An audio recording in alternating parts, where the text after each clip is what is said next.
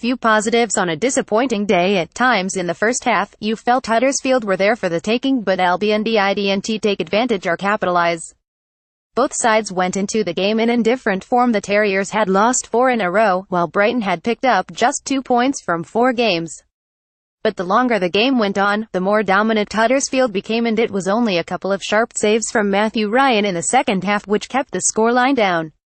There were few, if any, positives to take from the game for Brighton. It's one to chalk down as a bad day at the office, but they can't afford too many more performances like this. A trip to Wembley on Wednesday to take on a Tottenham side who won 51 today is a daunting prospect before back-to-back home games with Burnley and Watford, which could almost be classed as must-win. Set-piece woes for the 4th time in 5 games. Brighton conceded from a corner and they need to quickly buck that trend. Stoke's second in the 2022 draw at the Amex came from a set-piece, and Manchester United then scored the only goal at Old Trafford when Albion only half-cleared a corner.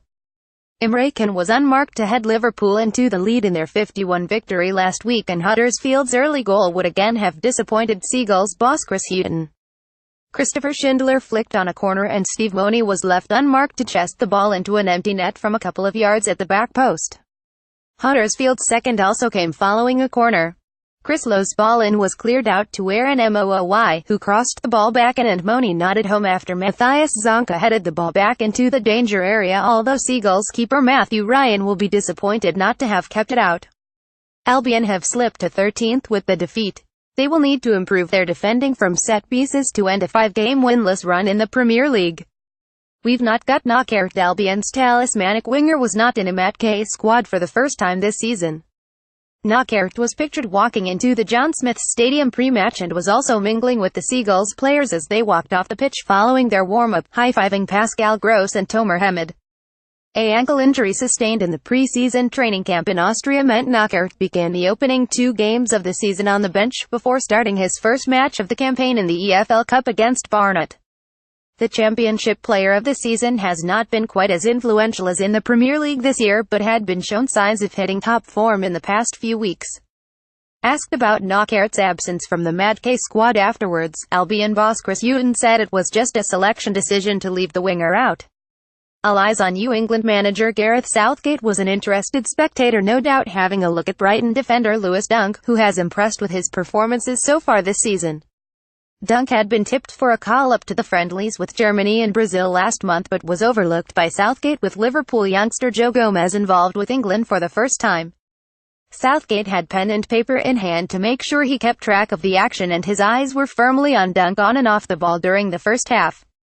6 other English players started the game: Dale Stephens, Izzy Brown, Glenn Murray, Tommy Smith, Jonathan Hogg and Tom Ince, while Solly March was also introduced as a halftime substitute.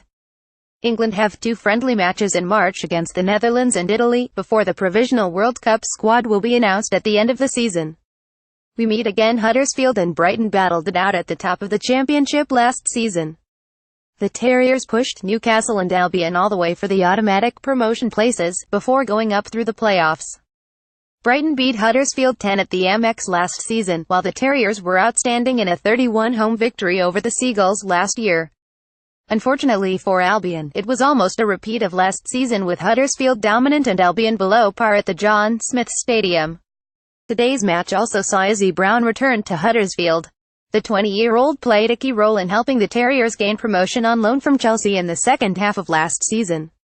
Brown joined the Seagulls on a season-long loan from Chelsea this summer and started his 4th Premier League game of the season this afternoon.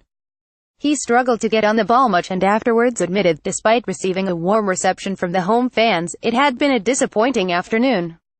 "No one said it would be easy." Chris Hughton said in the summer that Albion could go through spells of 4, 5 or 6 games without picking up many points, as that's the nature of the Premier League, and that's proved to be the case in the last 5 games. Albion have picked up just 2 points from those matches, but this was easily the most disappointing defeat of the season, especially on the back of 3 strong away performances. Brighton recorded back-to-back away wins at West Ham and Swansea, before they should have returned home with a point from their 10 defeat at Manchester United. Today, Albion again conceded poor goals and didn't look like scoring at the other end. One Huddersfield reporter afterwards said it was up there with the best the Terriers have played this season, but it will again be a long drive home for the Brighton faithful. Click here for Chris Hughton reaction.